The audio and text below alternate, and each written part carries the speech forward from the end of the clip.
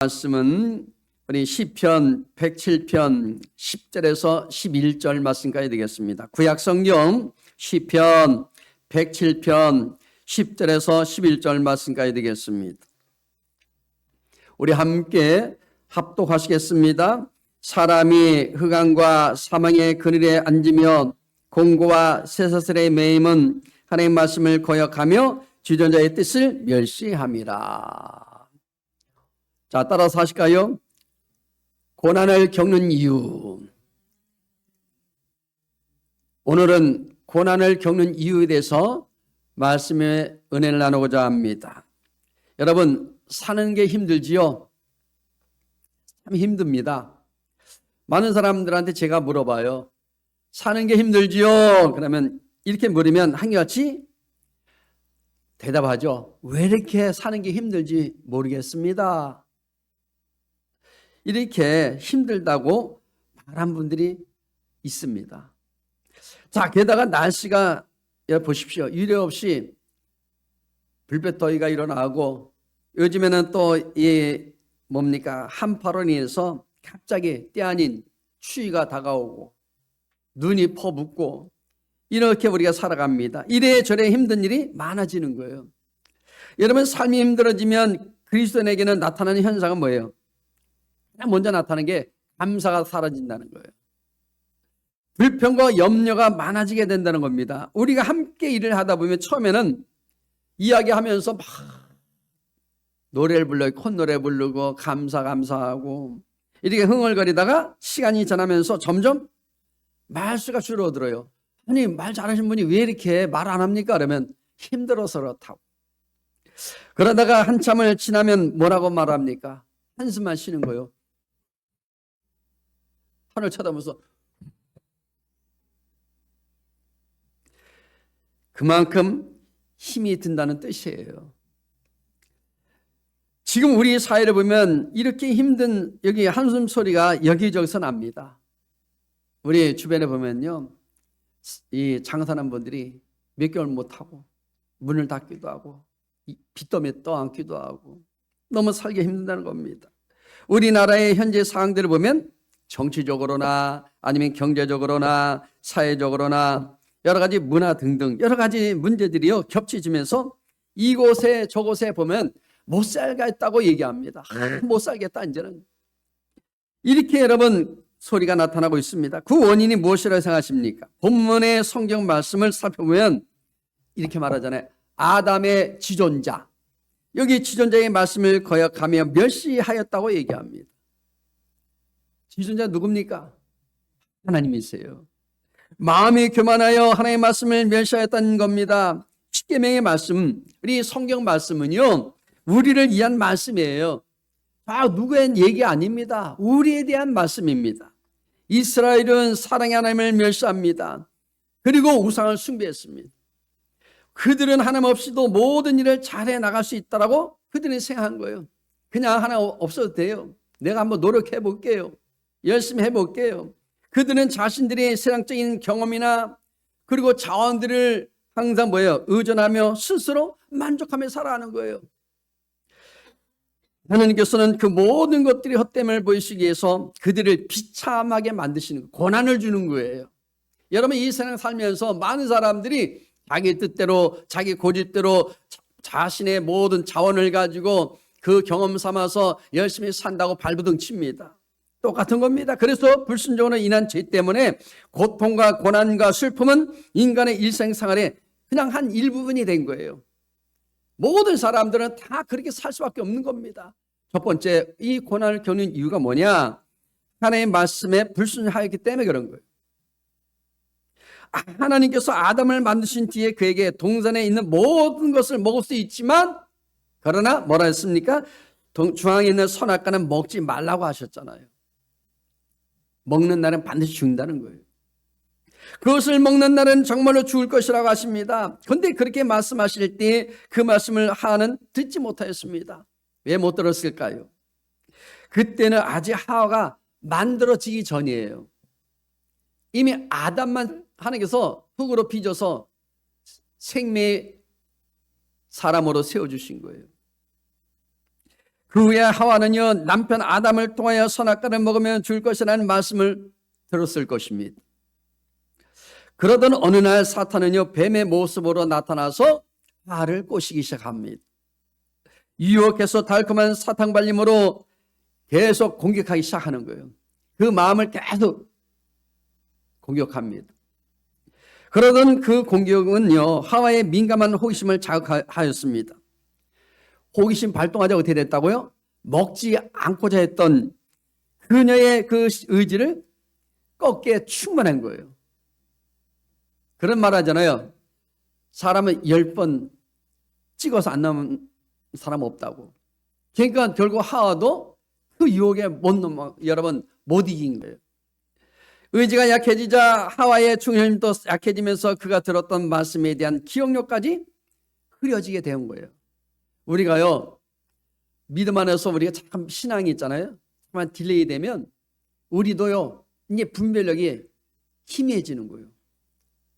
하나님에 대한 그 믿음이 열어지는 겁니다. 그리고 사탄의 호기심 발동할 때에 우리가 쉽게 넘어가도록 하나님의 말씀을 들먹거리면서 유혹하는 거예요. 그러니까 우리가 말씀을 모르면 자꾸만 우리가 넘어지거든요. 자, 성경 말씀 볼까요? 이사야 55장 8절 9절 말씀 같이 읽어요. 이는 내 생각이 너희 생각과 다르며 내 길은 너희 길과 다름이니라. 야의 말씀이니라. 이는 하늘이 땅보다 높음 같이 내 길은 너희 길보다 높으며 내 생각은 너희의 생각보다 높음이라. 하나님의 뜻은요 우리 생각과 비교가 안 됩니다. 또 볼까요? 고린도전서 1장 25절에 말합니다. 같이 읽어요. 하나님의 어리석음이 사람보다 지혜롭고 하나님의 약하심이 사람보다 강하니라. 여기 사람들을 가르쳐 보면 무조건 이 리더하는 사람의 말에 순종을 잘한 사람이 있어요. 그런가 하면 자기 주장에 강한 사람도 있습니다. 가르치는 것에 별로 관심이 없는 사람도 있고요. 또 알 때까지 꼬치꼬치 물어보며 결국 자기의 것으로 만드는 노력형이 있습니다.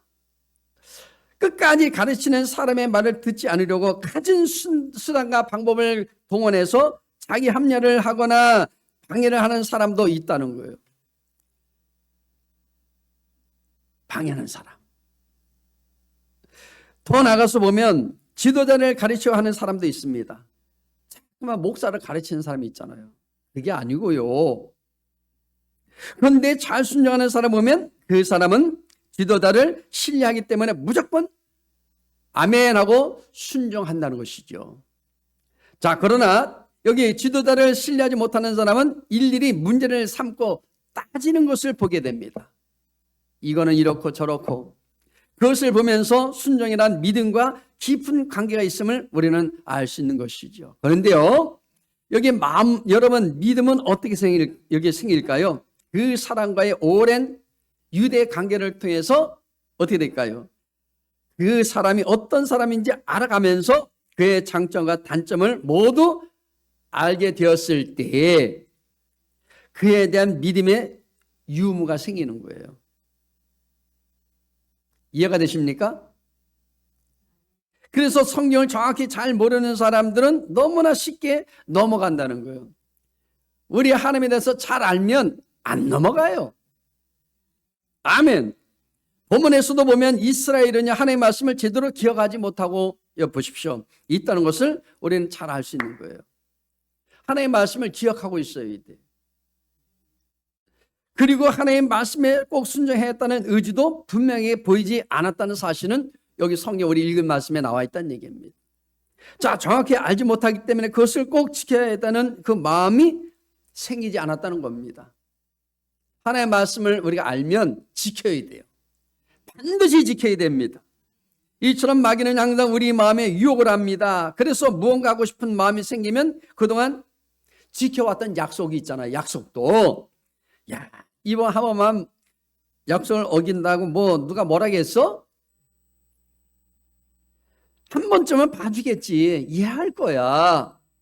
어쩌다가 상황이 힘들면 못할 수도 있지 그걸 꼭 지켜야 할 필요가 있을까? 그냥 적당히 살아도 될 텐데 라며 약속을 지키려는 의지가 약해지는 반면에 어떻게 됩니까? 하지 않으려는 의지가 더 강하게 발동된다는 거예요. 에이, 이번엔 그냥 눈 한번 감으면 되겠지 뭐. 여러분, 우리는 여기서 모든 불행은 하나님의 말씀을 정확하게 알지 못하고 기억하지 못할 때 시작된다는 것을 우리는 알 수 있는 것입니다. 자, 고린도후서 10장 우리 5절에서 6절 표준 세번역에 이렇게 말합니다. 같이 읽어요. 이런 일을 우리에게 마련해 주시고 그 보증으로 성령을 우리에게 주신 분은 하나님이십니다.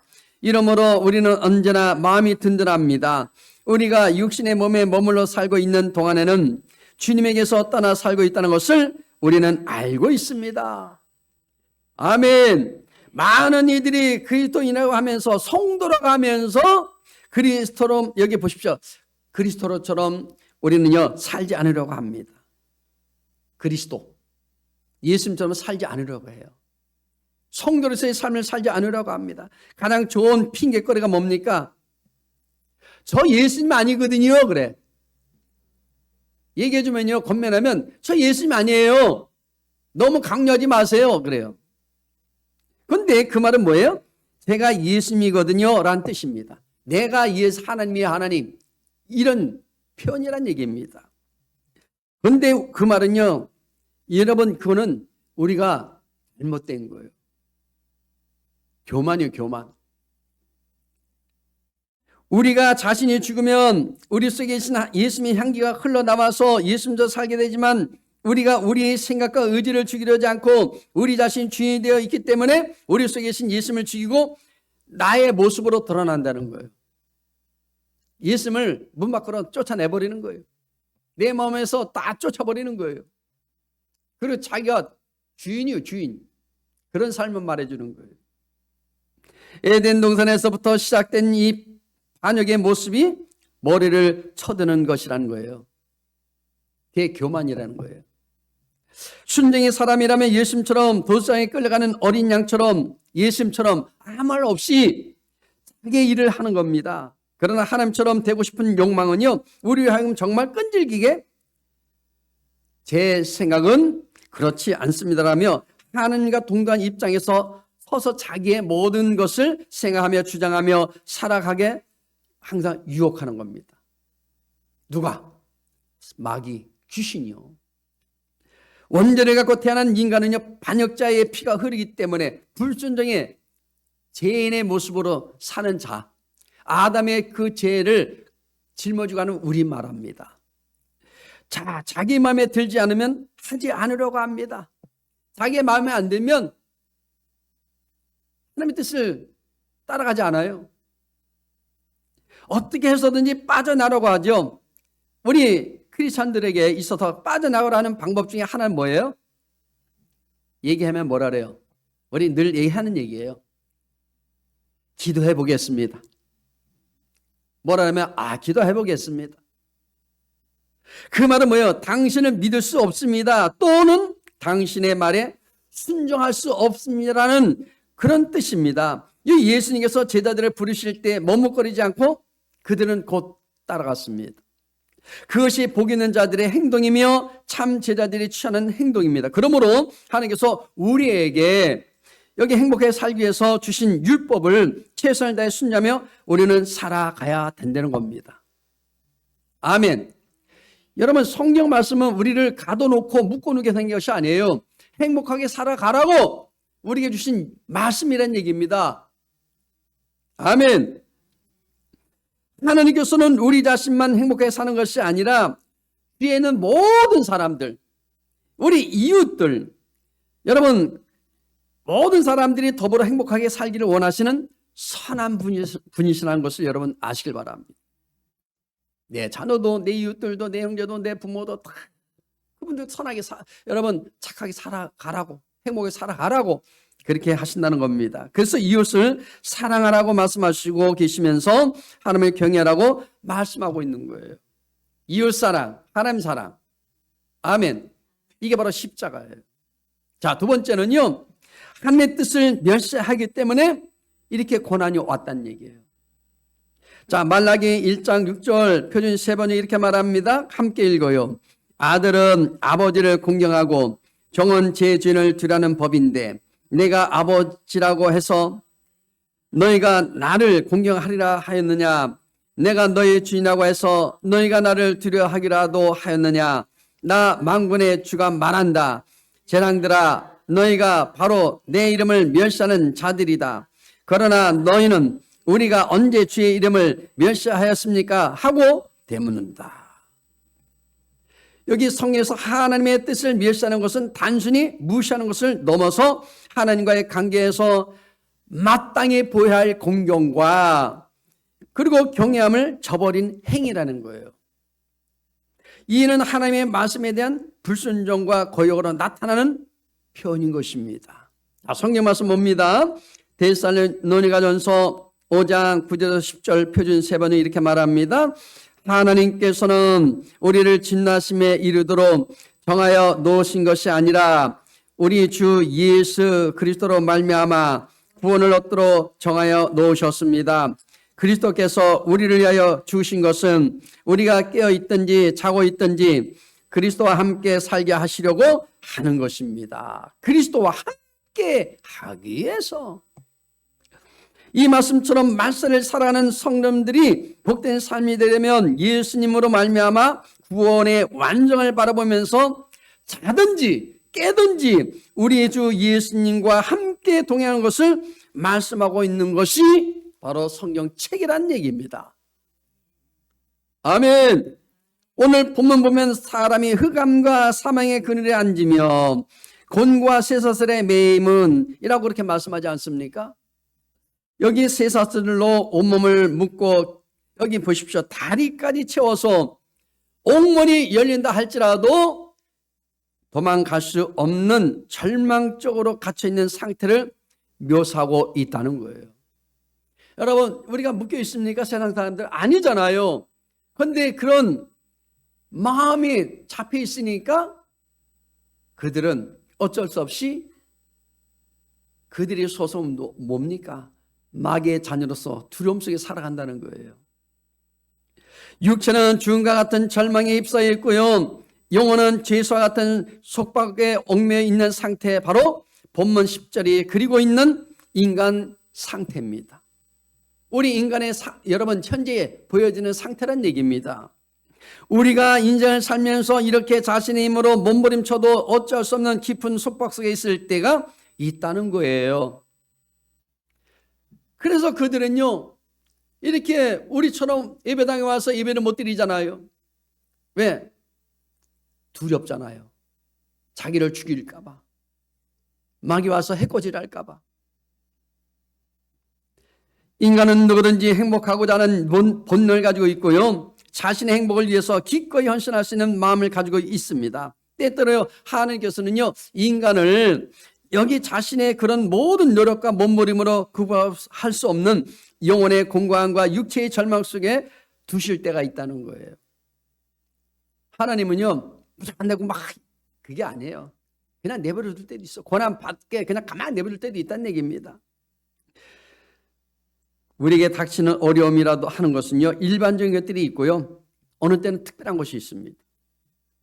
그냥 간단한 고난도 주실 때도 있지만 어느 때는 야곱처럼 엄청난 고난을 줄 때도 있는 거예요. 왜냐하면 하나님이 자신을 만나게 하시려고 주신 어려움 여러분 보십시오. 때문이 임하기 때문에 그렇습니다. 자, 인간은요, 고통당할 때 그 고통을 통해서 자신의 인생의 의미를 묻게 되는 거예요. 왜 나에게 이런 인생의 고통이 왔는가? 어려움이 오면은 사람들은요, 자꾸 물으려고 하잖아요. 그들이 묻기 위해서 가는 곳이 어디입니까? 가는 곳이 딱 정해져 있어요. 그리고 대부분 자신이 이렇게 공부하게 된 것이 다른 사람과 외부 환경 때문이라고 생각들 합니다. 그런데 오늘 성경은 하나님의 말씀을 거역하며 지존자의 뜻을 멸시함이라고 분명히 말씀하고 있습니다. 지존자 하나님의 뜻을 거슬리고 하나님의 말씀대로 살지 않았기 때문에 그렇다는 얘기예요. 그렇게 고통받을 때 아직 눈이 열리지 않으면 그 고통의 원인이 자기밖에 여러분 있다고 생각합니다. 이거는 내가 문제가 아니라 저 우리 부모 문제고 내 옆에 있는 사람의 문제라고 얘기해요. 내 문제를 보지 않습니다. 그러나 하나님께서는 그 절망과 공감의 원인이 하나님의 말씀을 거역하고 하나님의 뜻을 멸시하기 때문이라고 아주 분명하게 성경을 말씀하고 계십니다. 분명히 말하고 있어요. 여기서 말씀을 거역한다는 것은 무슨 뜻일까요? 하나님께서는 우리에게 말씀을 주셨습니다. 말씀을 주셨다니까요. 하나님 모르는 사람도 다 주셨단 말입니다. 이 진리의 말씀은 성경의 계시이고, 여기 보십시오. 하나님의 그 계시의 말씀은요, 우리에게 의무를 갖게 하는 거예요. 이렇게 살으라고 우리에게 의무를 준 거예요. 사람들은 이 의무를 자유를 수반하는 것으로 생각합니다. 여러분, 예수 만나려면 어떻게 됩니까? 아유, 교회 가면 내가 매일 있어서 못 삽니다. 왜? 자기 놀러 가고 싶은데 놀러 가야 되고, 술 먹고 싶을 때 술 먹어야 되는데, 내가 하고 싶을 때 악한 짓도 해야 되는데, 말씀 속에 그게 자유를 못 누리는 생각하기 때문에 교회를 안 다니는 거예요. 바로 그겁니다. 여러분 보십시오. 사람들은 이 의무를 그래서 뭐예요? 항상 부담을 느끼는 거예요. 그러나 이 사실은요, 이 의무를 주시는 자체가 우리를 매우 높이 대해 주시는 거예요.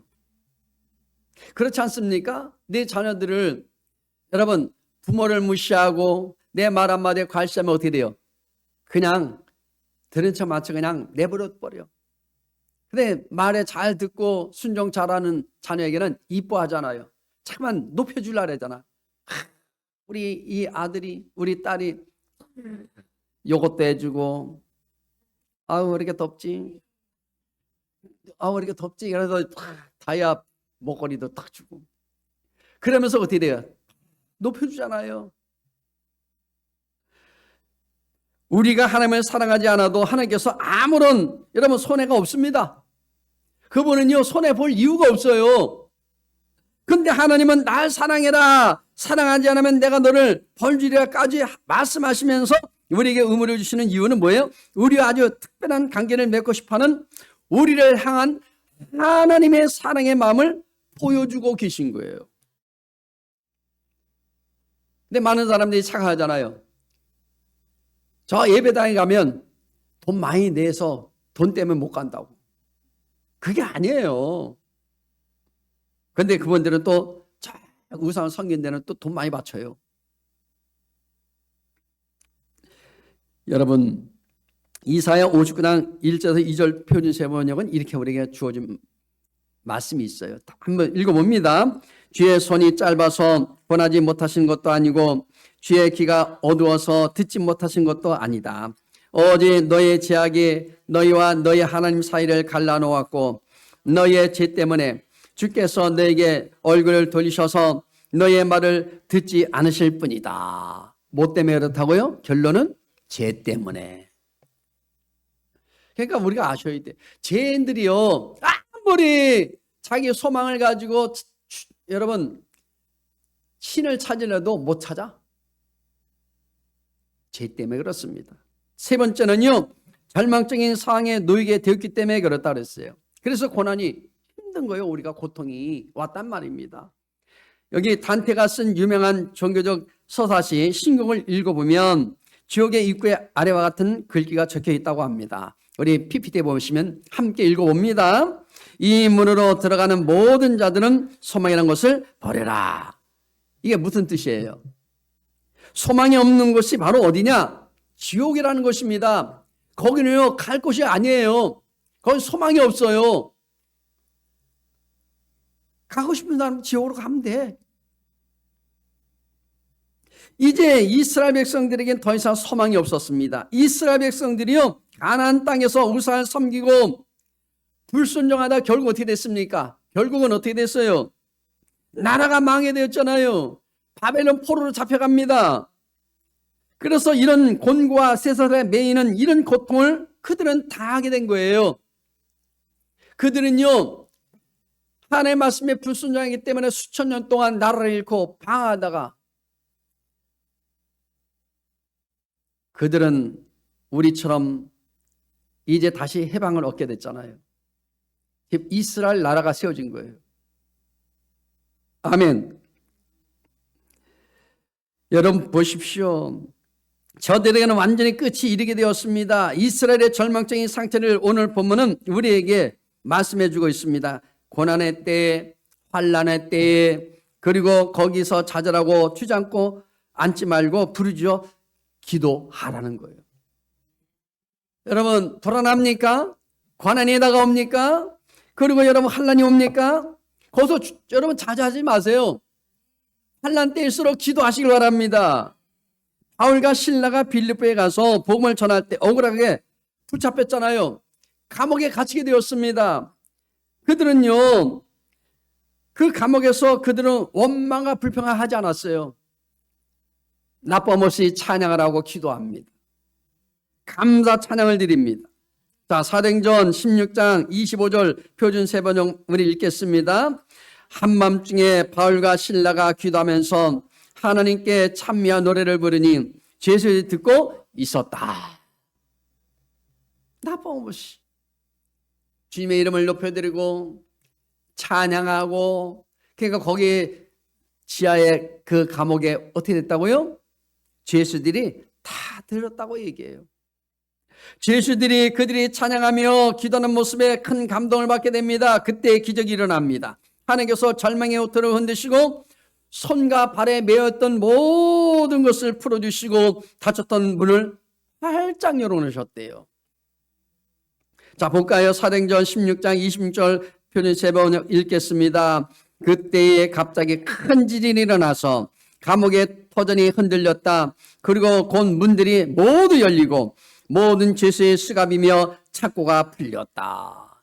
절망의 때에 기도하면 하나님께서 절망의 환경을 흔들어 버리시고 손과 발에 매였던 여러분의 삶에 여러분을 묶고 있는 모든 절망의 쇠사슬, 모든 것을 풀어주시고 닫았던 문들을 열어주셔서 주님의 풍성한 은혜로 넘치게 채워주신다고 말씀하고 있습니다. 이 기적을 보고 그를 지키던 간수와 그 온 가족이 예수를 믿게 되었습니다. 성경 말씀 한번 볼까요? 자, 사도행전 16장 33절에서 34절 표준 새 번역 읽겠습니다. 그 밤 그 시각에 간수는 그들을 데려다가 상처를 씻어 주었다. 그리고 그와 온 가족이 그 자리에서 세례를 받았다. 간수는 그들을 자기 집으로 데려다가 음식을 대접하였다. 그는 하나님을 믿게 된 것을 온 가족과 함께 기뻐하였다. 온 가족과 기뻐했대요. 아무리 여러분 절망스러운 느낌이 덮쳐와도 그 느낌에 굴복하지 마시고 영원히 변하지 않는 이 하나님의 은총을, 하나님의 은혜를 의지하시길 바랍니다. 절망이라고요? 그것은 내 생각일 뿐입니다.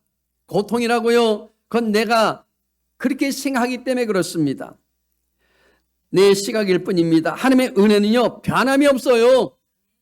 2000년 지나가도, 수천 년이 지나가도, 현재 살아가는 이 시대에도 그분은 변함없이 어떤 환경 속에서도 전능하신 하나님 믿고 의지하기만 한다면 얼마든지 새 삶을 꿈꿀 수가 있는 것입니다. 우리가요, 우리의 주어진 환경을 하나님께 내어 맡길 때 여러분 모든 문제를 다 던지세요. 주님께. 그런 기적이 일어난다는 거예요. 일어날 것을 믿으시면 아멘. 우리는 내가 있는 처지에서 원망과 불평과 탄식하고 부모를 원망하고 세상을 원망하고 그리고 나라를 원망하고 자기 운명을 원망하지 말고 있는 그 자리에서 예수님을 모시고 우리가요 의지하고 그렇게 여러분 하나님을 아버지로 섬기고 성령을 의지하는 가운데 나보다 먼저 하나님의 나라와 그의 의를 위해서 우리가요 구하면 내 힘으로 운명을 거역할 수 없지만 하나님이 변화시켜 준다는 거예요. 나는 할 수 없어. 그런데 하나님은 우리를 바꿔주셔요. 하나님이요 우리 운명을 변화시켜 주신다는 겁니다. 여러분 우리가요 팔자가 바뀐다니까요. 우리는 하나님께 의지하기만 하면 언제나 소망이 하나님이 되어주시는 것입니다. 그분은 우리 소망이 되세요. 우리 소망의 한 걸음 우리 인도하신다는 것입니다. 어떤 상황에 있을지라도 하나님을 바라보고 의지하는 우리에게는요 결코 절망이란 없습니다. 결코 낙심이란 없습니다. 우리에게 실패란 없습니다. 새로운 한 주간도 우리는요 우리 소망이 되신 하나님을 이웃들에게 전하며 기쁨으로 정말 우리 살아가시기를 축복합니다. 기도하겠습니다. 하나님 감사합니다. 이처럼 저를 사랑하시고 불러주신 주님을 찬양합니다. 우리 영원한 소망이 되시고 영원한 우리 모든 길 되신 주님, 힘을 의지하며 살아갈 때마다 우리 심령 가운데 날마다 하나님의 소망으로 넘쳐날 수 있도록 인도하여 주옵소서. 예수님 이름으로 기도드리옵나이다.